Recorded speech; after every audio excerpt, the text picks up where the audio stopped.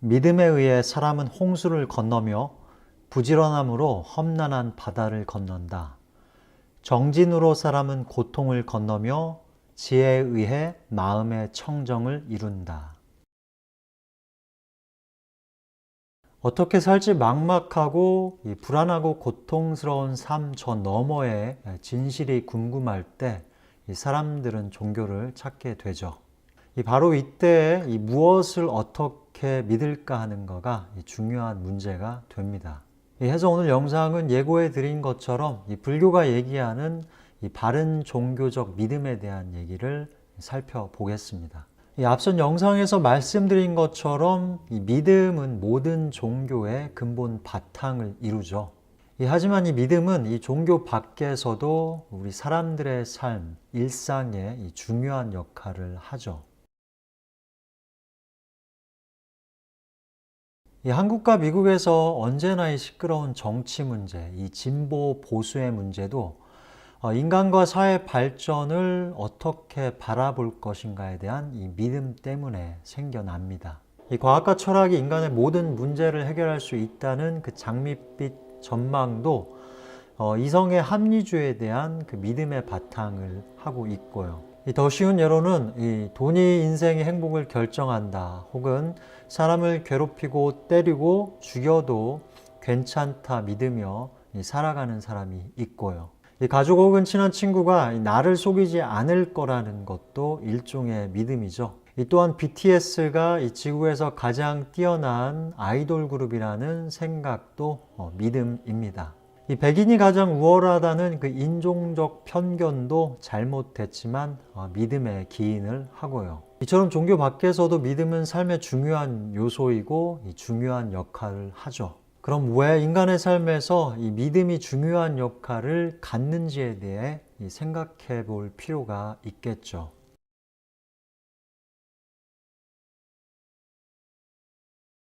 그것은 바로 이 삶의 한계가 있어 이 모르는 것이 많은 우리의 마음 때문이죠. 그 마음이 가진 한계로 이 사람들은 세상과 삶에 대하여 그 모르는 부분들을 그 믿음으로 채워가면서 살아갑니다.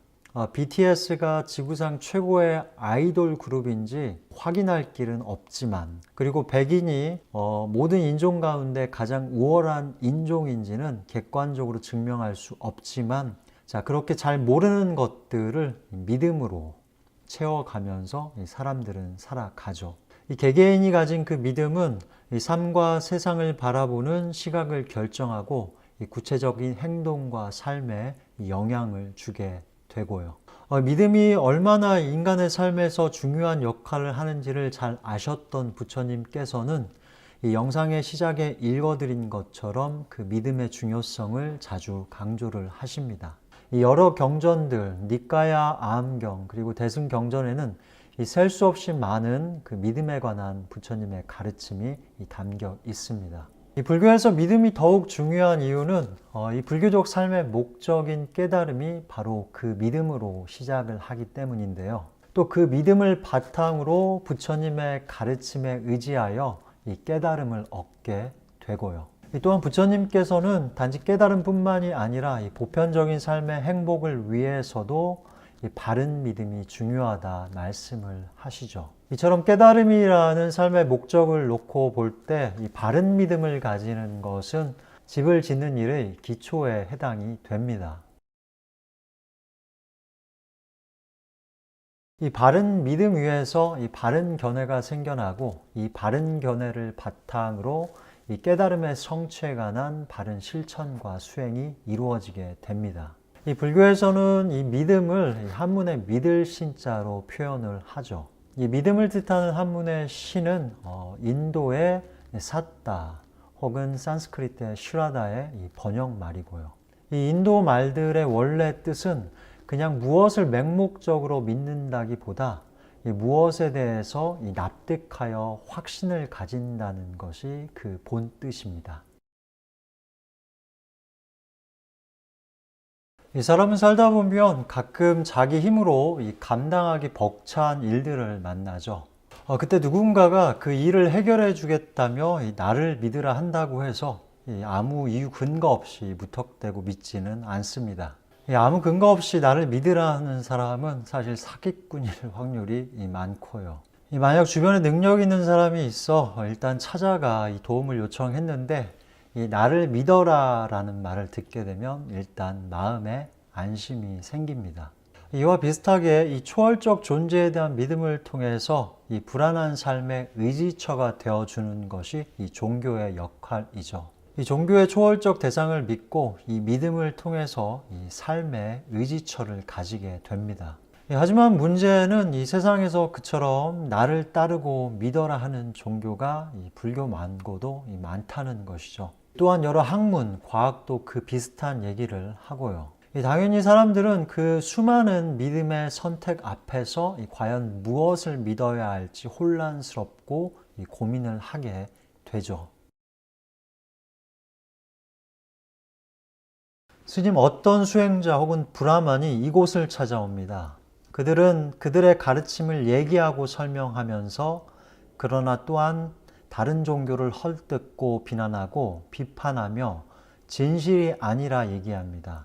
그리고 그들이 가고 나서 또 다른 수행자 혹은 브라만이 이곳을 찾아와 그와 똑같은 얘기를 합니다.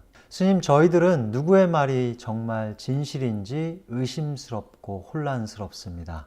방금 읽어드린 경전에서 한 사람이 부처님을 찾아가 이 세상의 여러 종교적 가르침 가운데 과연 무엇을 믿어야 할지 혼란스럽다 고백을 하죠. 자, 이에 대하여 그런 혼란과 의심은 당연한 것이라고 부처님은 대답을 하시고요. 이어서 부처님께서는 어떻게 믿음을 가져야 하는지에 관한 이 중요한 가르침을 주십니다.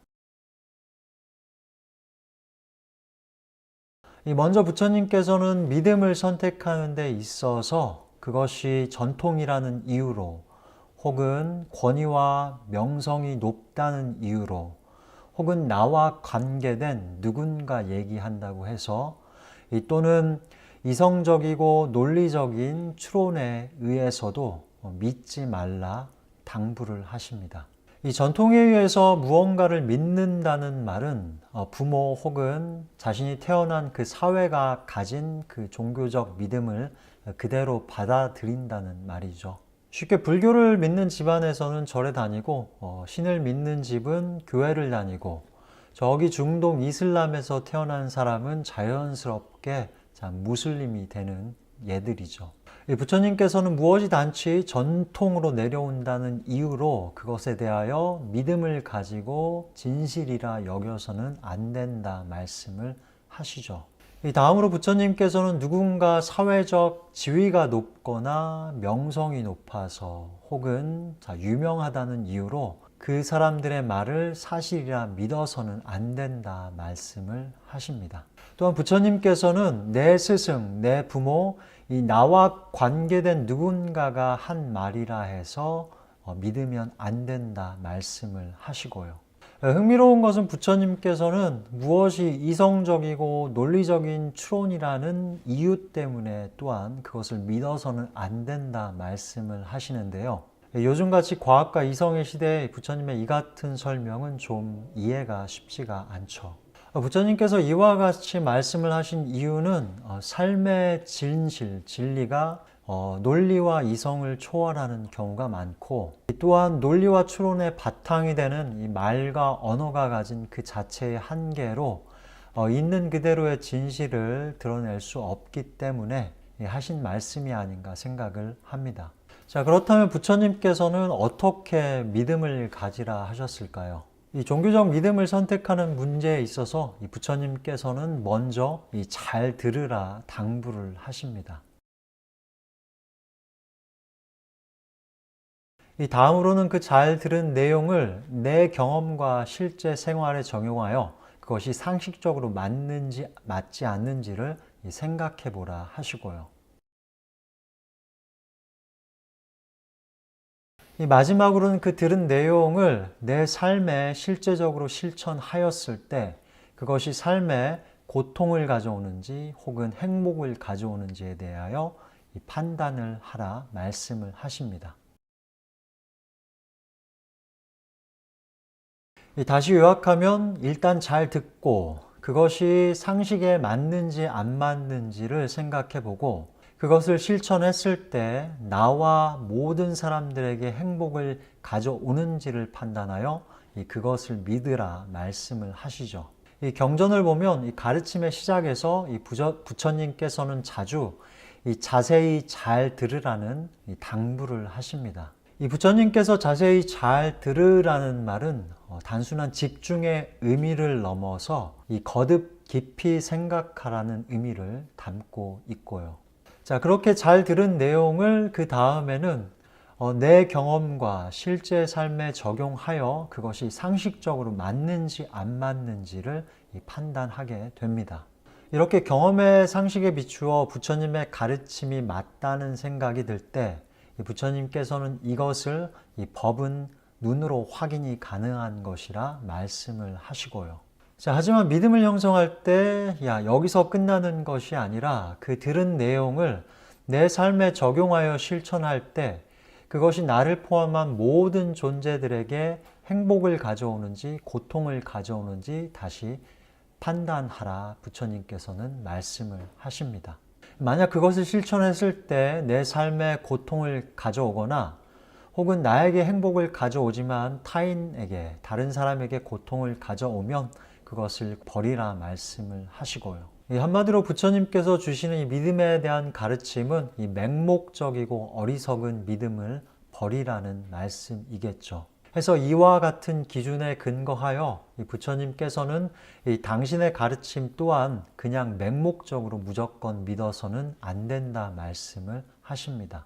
또한 부처님께서는 당신이 설명한 대로 올바른 과정을 통해서 이 부처에 대한 믿음을 가졌더라도 만약 그가 아직 깨닫지 못했다면 이 믿음에 대해서 이 독선적 태도를 가져서는 안 된다 이 말씀을 하십니다. 자, 오늘 영상은 좀 길게 이처럼 부처님이 주신 믿음에 관한 가르침을 살펴봤는데요.